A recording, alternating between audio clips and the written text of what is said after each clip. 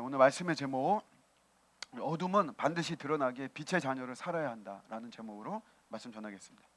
이 어둠이라고 하는 것은 원어를 가지고 볼 때 불순물이라는 의미가 있어요. 불순물.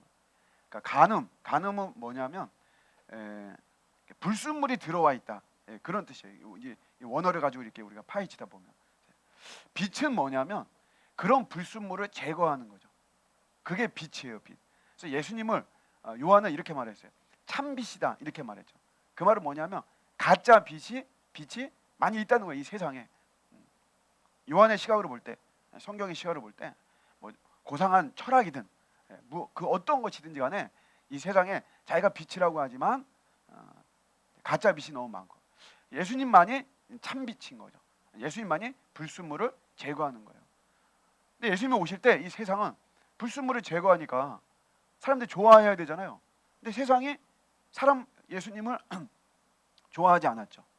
그래서 요한도 요한복음 1장 1절에 보면 자기 땅에 오매 자기 백성이 뭐하지 않았다 그래요? 영접하지 않았다 그래요. 영접해야 되는데, 그래서 이어지는 말씀이 영접하는 자, 곧 그 이름 믿는 자죠. 그런 자들에게는 하나님의 자녀가 되는 권세가 주어졌다는 것이에요. 오늘 이제 이 바울이 이런 말하는 거죠. 그렇게 너희가 전에는 어둠이었다 이거예요. 불순물이 많았다는 거예요. 우리 인생이 예수와 상관없을 때는, 예수 안에 들어오지 않았을 때는 불순물이 많았는데 이제는 빛이다 이거죠. 이제는 예수님 좋아하는 거예요. 전에는 불순물이 많아서 예수님도 싫어하고 예수님에 대해서 적대적이고 부정적이고 그랬는데, 이제는 빛의 자녀가 됐어요. 빛이 됐어요. 이제 내 안에 불순물이 제거되고 난 예수님이 좋고 내가 예수님을 따르고, 그러니까 예수님을 예배하고 이렇게 되어지는 거죠. 그래서 바울이 말하기를 이제는 빛의 자녀들처럼 살아라, 이렇게 이야기를 하는 거죠. 또 어떻게 사는 게 빛의 자녀들처럼 사는 것이냐? 그게 착하게 살고 의롭게 살고 진실하게 살아라, 이런 말이죠. 그러니까 우리가 예수를 믿는다는 것은 사실은 교리적으로 믿는 게 아니잖아요. 우리가 삶 속에서 사는 거죠. 믿는 거죠. 이 세상 속에서. 그러면서 뭔가 나타나는 그런 어떤 우리의 삶의 스타일이 있는 거예요. 그게 바로 착하게 살고 의롭게 살고 진실하게 살아라. 나쁘게 살지 말고 착하게 살고, 불의와 부정하게 살지 말고 의롭게 살고, 거짓말하고 거짓으로 하지 말고 진실하게 살아라. 결국 이거는 사람을 사랑하라는 말이죠. 사람을 사랑하라. 원래 우리 기독교는 크게 두 가지예요. 위로 하나님을 사랑하고 옆으로 사람을 사랑하고. 기독교인 다른 게 아니에요, 여러분. 하나님을 사랑하고 하나님이 붙여주신단 말이에요. 사람들을 우리 어떤 일터에서, 내 가정에서, 결혼도 마찬가지죠. 하나님이 붙여주신 거죠. 우리 교회 공동체 붙여주시고, 일생을 살면서 하나님이 사람을 다 붙여주시는 거예요. 내가 누구를 먼저 막 사귀고 뭐 표면적으로 그러 보일지 몰라도 하나님이 다 이렇게 새롭게 만남을 허락해 주시고 붙여주실 때 그 사람들을 사랑하는 겁니다. 그게 빛의 자녀예요. 우리 하나님은 모든 사람이 다 소중한 줄로 믿습니다. 하나님께서는. 우리가 볼 때는 여러분 재수 없는 사람도 있고요, 미친 사람도 있고요, 또 우리 사회에서 격리돼야 되는 사람도 있죠. 그러나 하나님은 모든 사람이 다 소중합니다. 우리 하나님께서는. 왜냐하면 하나님의 형상으로 지음받지 않은 사람이 아무도 없기 때문에 그래요. 그런 사람들 왜 그러냐? 그게 죄 때문에 그런 거예요. 죄 때문에. 사람을 미워하지 말라고 하는 우리 기독교 사상은 바로 죄의 문제이지 그 사람 자체가 아닌 거예요. 사람을 사랑하는 거예요. 하나님 모든 사람이 다 소중합니다. 요나서에 보시면 요나가 니느웨로 가라는 하나님의 말씀을 어기잖아요. 그래도 어쨌든 우여곡절 끝에 니느웨로 갔어요. 거기 가서 하루 동안 자기가 이제 하나님이 선포하라고 하니까 그 메시지는 알거든요. 그 메시지를 전했어요. 하루 동안. 놀랍게도 단 하루 사역했는데, 여러분 그 수십만, 12만 명의 니느웨 성에 많은 사람들이 회개하는 역사가 일어났어요. 성경에서 막 가장 큰 역사는 바로 이 요나의 역사예요. 왕으로부터 해가지고 막 전부 이 사람들 좀 오버했어요. 그래가지고 금식할 때 짐승까지도 금식시키는 거예요. 이제 잘 어떤 뭐 이제 그런 어떤 신앙적인 사고가 없으니까, 또 그 당시에는 또 그런 어떤 관습이 있고만 하니까 그러니까 하루 만에 막 회개하는 역사가 일어나고, 그래서 요나가 이제 이게 어떻게 되나 이제 보려고 조금 이제 좀 고지대 거기 가가지고 이렇게 그 성을 지켜보는데 덥거든요. 더운데 박넝쿨이 이렇게 막 이렇게 생겨가지고 그늘이 있고 그러니까 자기가 시원하단 말이에요. 그래서 심히 기뻐하더라 이런 표현을 써요. 굉장히 기뻐한 거예요. 더운데 그래도 이제 딱 그늘이 있으니까. 근데 이제 다음 날 됐는데 벌레가 이렇게 딱 그 박넝쿨을 이렇게 먹어가지고 이제 그늘이 사라진 거예요. 그냥 햇빛이 쬐니까 요나가 가뜩이나 자기가 지금 미션을 감당하는 게 기쁜 마음으로 하는 게 아닌데, 그런데 이게 막 환경까지 더우니까 짜증이 나는 거예요. 여러분 이 우리 예배당의 환경이 우리 좋잖아요. 그래도 에어컨도 있죠. 더우면 시타도 있죠. 예. 예전에는 막 그런 게 없었단 말이에요. 은혜가 안 되고 그러면 에어컨도 틀지 않아가지고 막 더우면 더우면 짜증이 나고 막 그래요. 요나가 이제 좀 그랬던 것 같아요. 요나가 막 짜증이 내가지고 막 하니까 하나님께서 야 너 왜 이렇게 성을 내냐 이러니까 이제 요나도 막 이야기하거든요. 왜 박넝쿨을 없애가지고 왜 나를 이렇게 덥게 만들 고생시키냐. 그때 딱 하나님의 하시는 말씀이 뭡니까? 야, 너가 그렇게 박넝쿨을 사랑하냐? 나는 좌우를 분별하지 못하는 저 12만 명을 내가 사랑하는 거에 대해서, 그래서 내가 너를 거기에 보내고 너한테 회개 메시지를 전하고 저 사람들이 하나님께 돌아오고 하는 거에 대해서 왜 네가 신경질을 내냐? 너는 박넝쿨 그렇게 막 사랑하면서도 내가 이 사람 네가 볼 때는 대먹지 못한 사람들이고 이방인들이고 그런 사람들이지만 나는 이 사람들이 너무나 소중하다라는 거잖아요. 그러니까 하나님이 우리를 어떻게 생각하시는지를 보여주고 있는 하나의 사상이에요. 하나님이 모든 사람이 다 소중한 거예요. 모든 사람. 그렇기 때문에 여러분 우리가 사람을 사랑하는 게 절대적으로 중요한 겁니다. 그래서 우리가 세상 속에서 살 때 그래서 여러분이 착하게 살고 의롭게 살고 진실하게 살고 그게 사람 사랑하는 거죠. 그렇게 사랑하지 않은 건 뭐예요? 그 반대로 하고 막 거짓말하고 나쁘게 하고 폭력 쓰고 음모 꾸미고 이런 결국 그 사람을 사랑하지 않는다는 거죠. 사람을 사랑하지 않는다는 거예요. 사람을 이용하는 이런 모습이 되는 거예요. 빛의 자녀들이 이렇게 우리가 살아야 돼요. 또 하나는 구원으로 인도하는 것입니다. 구원으로. 이게 사실은 제일 중요해요. 교회가 이 세상에 공헌할 수 있는 아주 여러 가지 섬세한 분야들이 굉장히 많이 있습니다. 그래서 교회들이 그런 것들을 하나의 영적인 사업으로 여겨요. 그래서 여러 사업들을 참 활발하게 합니다. 사실 우리 기독교가 많이 해요. 정부가 미처 손이 닿지 못한 부분까지도 사실은 많이 하고 그렇습니다. 그런데 가장 절대적인 거, 우리 교회가 해야 되는 가장 절대적인 일은 뭐냐면 사람들을 하나님의 구원으로 인도하는 거예요. 아멘이십니까? 그게 제일 교회가 제일로 중요한 거예요. 저는 여러분들이 잘 되기를 바라요. 잘 된다는 건 뭐냐면 이 세상 속에서 우리가 이 세상에서 살잖아요. 여기서 몇십 년 동안 우리가 살고 이러는데 저는 여러분들이 원하는 학교에 진학하기를 저도 원하고 들어가고 싶은 직장에서 또 승진하고 싶은 데서 또 어떤 사업을 하고 있으면 그것이 번창하고 지경이 넓어지고 또 건강하고 저는 이렇게 되기를 원해요. 저는 노골적으로 이렇게 기도하지 않는데 가끔씩은 하나님 이분들의 수입도 늘어나게 해주세요. 뭐 그렇게 제가 기도도 해요. 궁핍하고 뭐 하면 여러 가지 좀 어려움이 많이 있잖아요. 사실은. 그래서 여러분들이 잘 되기를 저도 원하죠. 그러나 제가 가장 신경 쓰고 또 신경 써야 되는 부분은 뭐냐면 여러분들이 하나님의 구원의 길로 가는 것. 그렇게 제가 가이드하고 그렇게 푸시하고 그렇게 이끄는 것. 이게 저의 가장 큰 사명입니다. 저의 역할은 그런 거예요.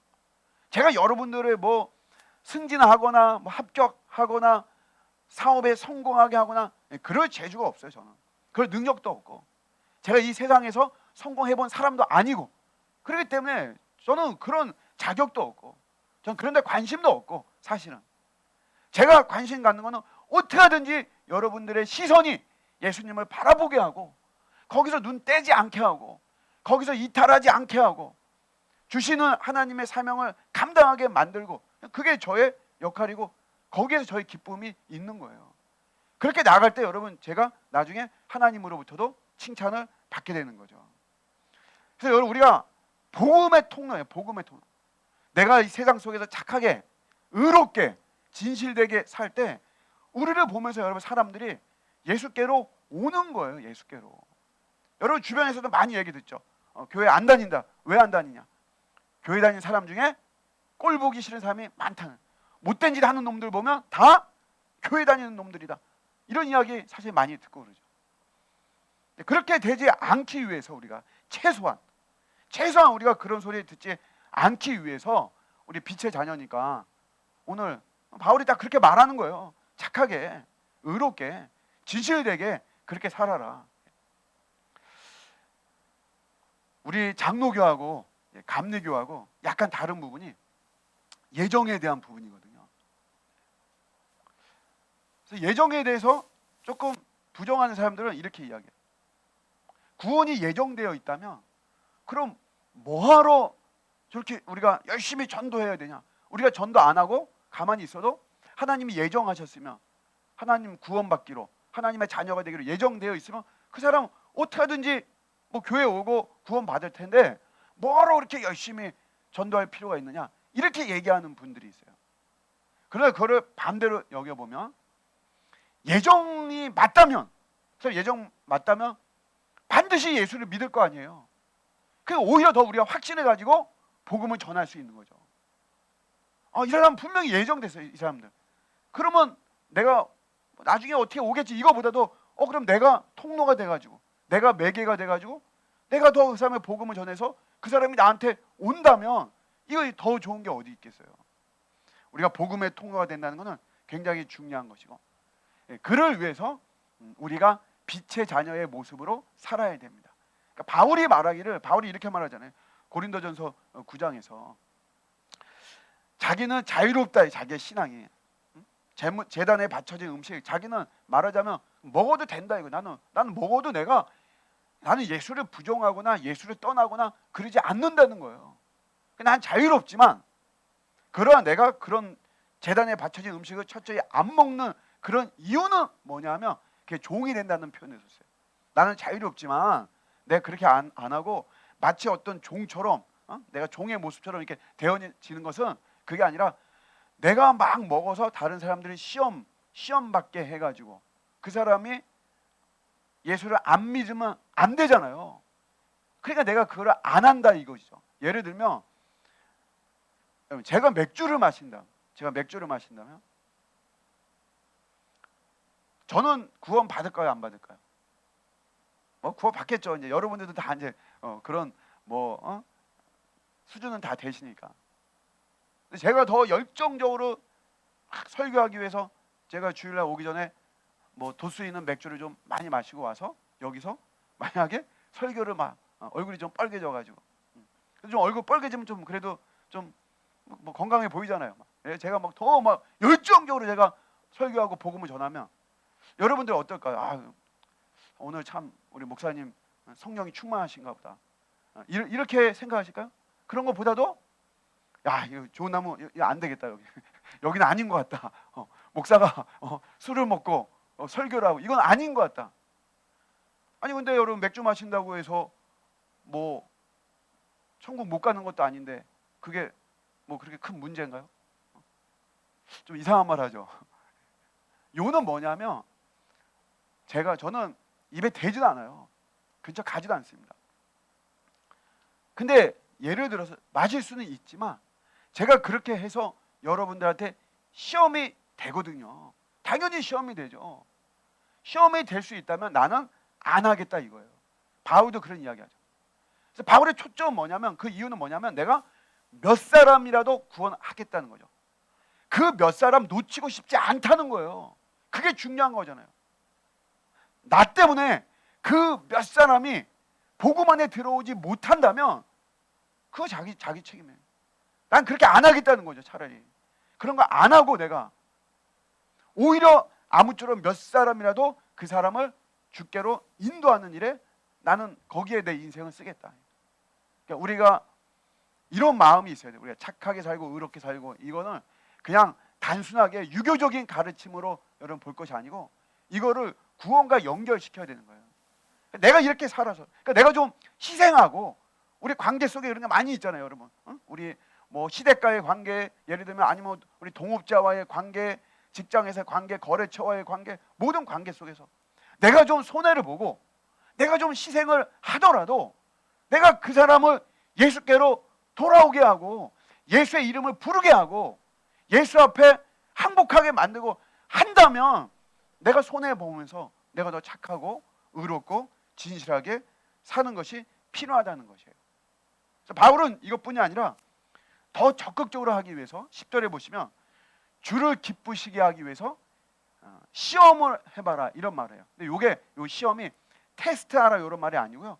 정확한 번역은 트라이, 시도하라예요. 시도. 주님, 내가 이렇게 착하게 살면 우리 주님이 정말 기뻐하실까 하면서 액션을 취해보라는 거죠. 그러니까 복음이라는 거는 이게 두 가지로 나가야 돼요. 하나는 선포로 나가야 돼요. 선포. 복음을 입 다물고 있으면 여러분 안 되는 거죠. 야, 예수님 좋으신 분이야. 예수가 그리스도야. 우리가 말로 선포해야 돼요. 보통 보면 우리 뭐 자녀들과의 문제에서 그냥 뭐 아니면 또 남편 구원이나 이런 데서 언제 뭐 때가 되면 뭐 나오겠죠. 물론 그럴 수도 있겠죠. 그러나 때를 얻든지 못 얻든지 복음을 선포하는 게 중요한 거예요. 예수가 그리스도다. 이것도 중요하고 또 하나가 뭐냐면 이 액션이에요. 액션. 예수가 그리스도라고 말하면서 내 삶은 말하자면 개판이면 여러분 그게 좀 그렇잖아요. 제가 군대에 있을 때 저희 상관인데 그분은 제가 교회 다니는 거를 제가 그때 밝히지 않았거든요. 그러니까 이분도 잘 모르는 거예요. 근데 이분이 같이 우리가 야간에 근무를 있으면 그렇게 성경을 봐요. 성경 열심히 보시더라고요. 그러면서 저한테 기회 될 때마다 전도해요. 저보고 교회 다니라고. 근데 어떻게 하냐면 담배 피우면서 담배 피우면서 뿜으면서 교회 가면 좋아. 근데 그때 이제 뭐 저는 이제 신앙이 있으니까 뭐 그렇지만 만약에 그러지 않은 사람은 좀 그런 거에 대해 부정적일 수도 있잖아요. 내가 이 세상 속에서 참 좋은 모델이 못 되면서 그러면서 사람들에게 교회 나가라, 예수 믿어라 이렇게 말하면 그 영향력은 퍼지지 않는 거죠. 그게. 그래서 내가 이렇게 착하게 살면 우리 하나님이 기뻐하실까? 내가 이렇게 희생하고 내가 이렇게 손해를 보고 이러면서도 내가 저 사람을 사랑하고 저 사람에게 내가 복음을 전하고 이런 거를 우리 하나님이 기뻐하실까 하면서 액션을 취해라. 적극적으로 시도해라 라고 하는 가르침을 주고 있어요. 근데 이렇게 우리가 못하는 많은 이유 중에 하나가 뭐냐면 나 하나가 한다고 뭐 이렇게 되냐? 내가 참고 희생한다고 해서 뭐 내가 지금 상대하고 있는 그 사람이 변할까? 우리 이런 생각들을 우리가 많이 하죠. 제가 좋아하는 말 중에 봄 되면 요 문구가 참 좋아요. 제비 한 마리가 봄을 가져오는 것은 아니지만 봄의 소망을 일깨워 준다 이거죠. 나 한 사람이 뭐 대단한 건 아니에요, 그렇죠? 그러나 그렇다라고 해서 내가 멈춰버리면 안 되는 거죠. 우리 한국 교회는 개혁이 필요해요, 개혁이. 근데 이게 뭐 그냥 개혁이 아니고 단순히 교세가 감소하기 때문에 개혁이 필요하고 이런 것이 아니라 진짜로 개혁이 필요한 이 시점이에요. 우리 한국 교회는 천안에 예수상이 들어선다는 여러분 이야기 들어보셨어요? 이게 이제 그 브라질에 가면은 그 리우데자네이루에 예수상이 있잖아요. 그 아파트 한 15층 높이에요. 저도 거기 가가지고 똑같이 이렇게 하면서 사진도 찍고 그랬거든요. 근데 우리 한국에 이 브라질의 예수상보다도 3배 더 큰 거예요. 그러니까 아파트 45층 높이에 거대한 예수상을 세우겠다는 거예요. 우리 개신교가 우리는 형상 만들지 않는데 그게 무슨 소리냐? 이 사람들 하는 말은 브라질에도 있어, 폴란드에도 있어, 페루에도 있어, 막 이렇게 이야기해요. 콜롬비아에도 있어, 막 그런 나라들은 가톨릭이 절대적인 나라들이에요. 그러니까 가톨릭은 그거 하죠. 그런 거 만들죠. 우리는 개신교인데 그런 성상 같은 거 만들지 않는데 그 무슨 소리냐. 그래서 거기 천안에 테마파크를 만들고 예배당을 5,000석으로 만들고, 참 너무 괴로워요. 이런 거 볼 때, 그런데 이제 여기에 협조하는 우리 한국교회 대표 단체가 있는데, 그게 우리 한국교회 어쨌든 지금 한국교회를 대표하는 그 단체예요. 그 단체가 거기하고 손을 잡고 그 일을 추진하는 거예요. 이제 막 사람들이 막 뭐라고 하니까 이제 뒤로 막 이렇게 빼고, 그 안에 다 이 돈과 연결된 뭐가 다 있는 거죠. 그게. 근데 이런 거 볼 때 정말 개혁이 필요한 거죠. 저도 이렇게 연결된 이제 개혁 그 단체가 이렇게 좀 있고 그래요. 그런데 저도 사실은 이게 좀 부담이 되는 거예요. 부담. 왜냐하면 시간도 이제 좀 뭐 뺏기게 되고, 참 부담이 돼요. 제가 이제 요즘은 어떤 마음이냐면, 내가 이제 즐겁게 하고 싶어요. 즐겁게. 뭘 하더라도 그냥 즐겁게 하고 싶지, 즐겁지 않게 하고 싶지 않아요. 내가 이제 일을 하면 얼마나 한다고, 나도 참 즐겁게 하고 싶다. 제가 우리 이제 철학 공부하는 이제 그런 데 있어가지고 신학과 철학이라고 하는 건데, 거기서 이제 같이 좀 이제 공부하는데, 그 가르치는 목사님이 막 이렇게 열심히 막 가르쳐요. 근데 여러분, 철학이라고 하는 거는 사실은 뭐 이렇게 막 재미있는 학문은 아니잖아요. 그게 막 들어도 뭔 말인지 막 모르겠고 막. 근데 혼자 막 이렇게 막 말하자면 우리 한 이제 5명 이렇게 같이 스터디 하는 거거든요. 근데 막 혼자 막 강의하다가 이러는 거예요. 아유, 즐겁네. 자기가 철학에 대한 철학자 그 용어 자체가 여러 뭐 변증 뭐 또 뭐 합리론 뭐 경험론 뭐 어쩌고 저쩌고 뭐 P2 뭐 좀 단어들이 참 괴롭잖아요. 그래도 우리는 뭐 어쨌든 막 배우려고 그러고 안 돌아가는 머리로 뭐 하려고만 하는데, 이분도 뭐 혼자 뭐 듣든지 안 듣든지 뭐 열심히 하다 혼자서 아유 이거, 즐겁네 이러는 거예요. 근데 제가 거기서 은혜를 받았잖아요. 그래, 맞아. 설교제 지금 즐겁거든요. 여러분들은 괴로울지 몰라도 너무 즐거운 거예요. 너무 즐거운 거. 그 내가 이제 하면 즐겁게 내가 일을 하고 싶지, 난 괴롭게 일을 하고 싶지 않은 거예요. 이제 저도. 근데 이제 그런 일에 막 관여하고 개입하고, 이게 저도 이제 부담이 돼요. 근데 부담되는 이유가 뭐냐면 두 가지죠.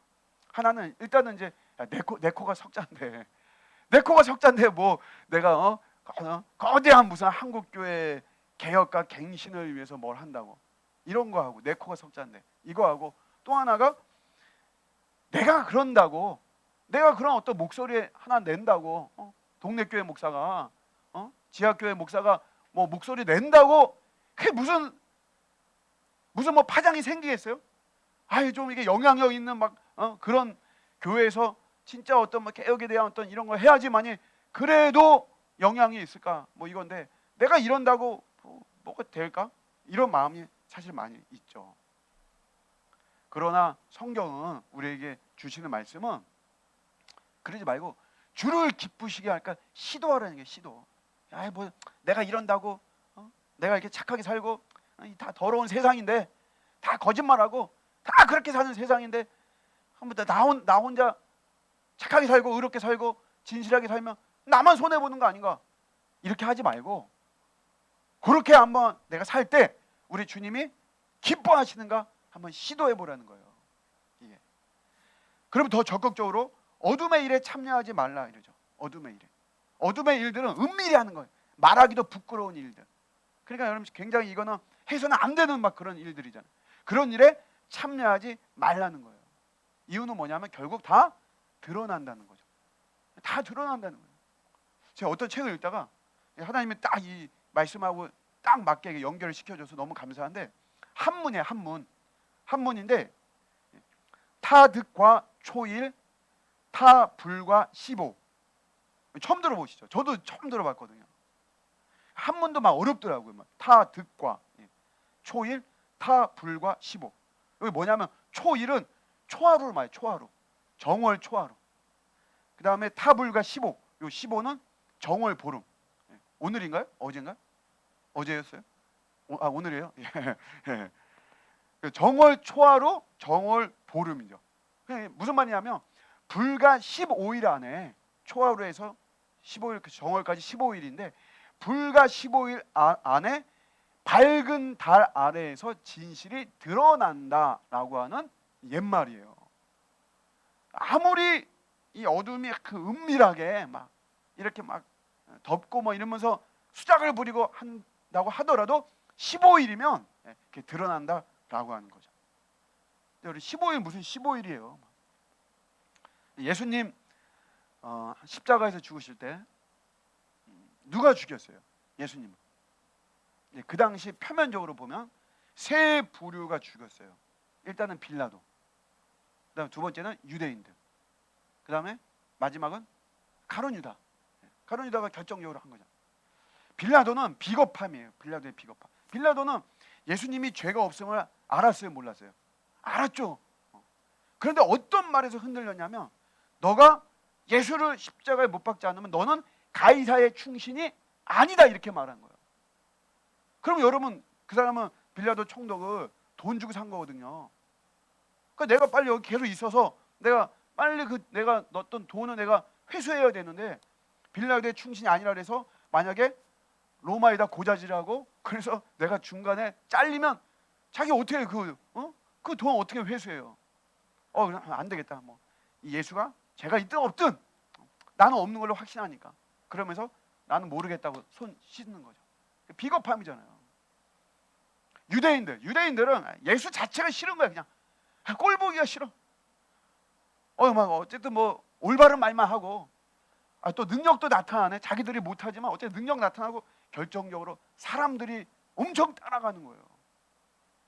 그러다 보면 자기들의 기득권은 사라지는 거죠. 그게만 두려운 거예요. 그냥 무조건 싫은 거예요. 그냥. 그 유대인들의 시기심이에요. 시기심.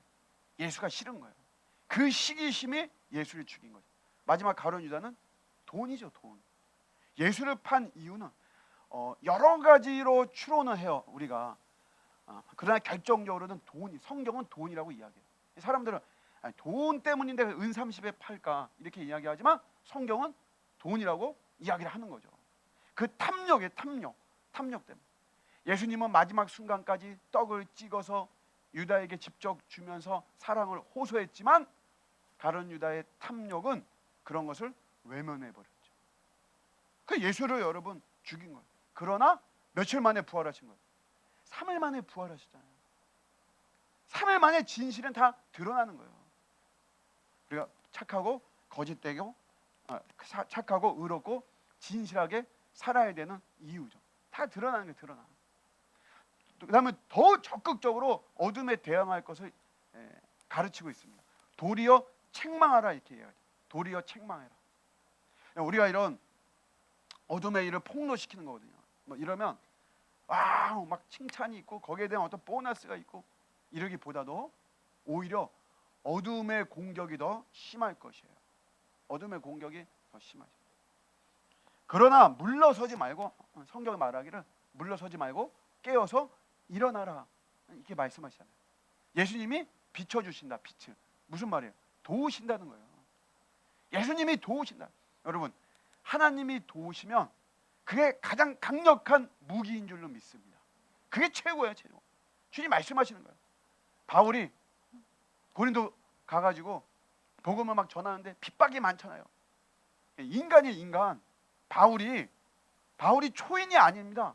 플라톤이나 스토아에서 말하는 초인이 아니에요. 바울은 그냥 연약한, 그냥 제가 볼 때 그냥 승부사 기질이 좀 있는, 남보다 좀 탁월한 그냥 인간이에요. 승부사 기질이 있는 사람은 두려움이 없어요? 두려움 있죠, 여러분. 자수성가한 사람들 보면 여러분 뭔가 남다른 모습이 있지만 두려움이 없어요? 두려움 다 있죠. 바울도 두려웠단 말이에요. 근데 환상 중에 주의 사자가 나타나서 하시는 말씀이 뭐예요?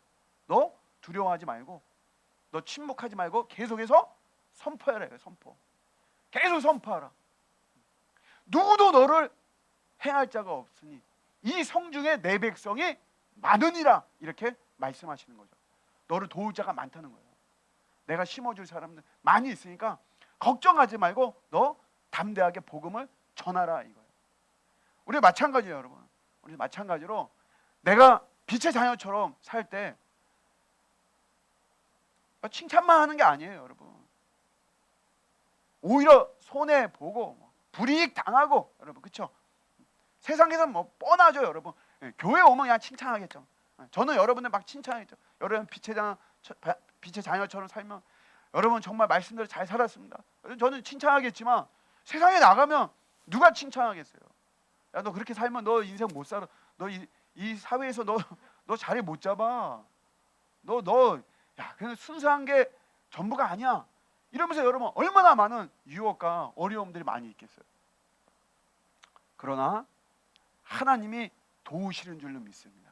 하나님이 도우시는 거예요. 하나님의 빛이 비춰져서 세상이 도울 수 없는 도움이 나에게 반드시 임하는 것입니다. 여러분, 성중에 내 백성이 많은 거예요. 여러분 일터에 하나님의 사람이 많고 하나님의 백성이 많은 줄로 믿습니다. 그거 믿고 빛의 자녀답게 또 살아가는 한 주간 되시기를 주님의 이름으로 축복합니다. 아멘.